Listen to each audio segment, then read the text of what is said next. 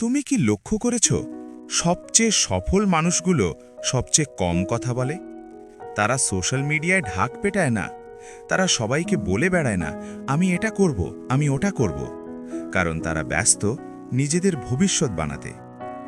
আজকের এই ভিডিওটা তাদের জন্য যারা চুপচাপ বড় কিছু করতে চায়। সাইলেন্ট সাকসেস মানে লোক দেখানো সাফল্য না, এটা হলো এমন এক সাফল্য যেটা শব্দে না, ফলাফলে বোঝা যায়। এখানে ভ্যালিডেশন নেই, এখানে অ্যাপ্লজ নেই, আছে শুধু কাজ আর কাজ। যারা বেশি কথা বলে তারা নিজের শক্তি নষ্ট করে, আর যারা নীরবে কাজ করে তারা সেই শক্তি ব্যবহার করে সামনে এগিয়ে যেতে। নীরবে কাজ করার সবচেয়ে বড় শক্তি হল ফোকাস। তোমার প্ল্যান যদি সবাই জানে, তোমার মস্তিষ্ক ধরে নেয় কাজটা হয়ে গেছে। ফলাফল আলসেমি, ডিস্ট্র্যাকশন আর ইনকনসিস্টেন্সি। কিন্তু যখন তুমি চুপ থাকো তখন প্রতিদিন নিজের সাথে লড়াই করো। এই লড়াইটাই একদিন তোমাকে আলাদা বানায়। একটা সত্য কথা মনে রেখো, মানুষ যত বেশি বলে তত কম করে, আর যারা করে তারা বলার দরকার মনে করে না। নীরব সফল মানুষের কিছু নিয়ম থাকে।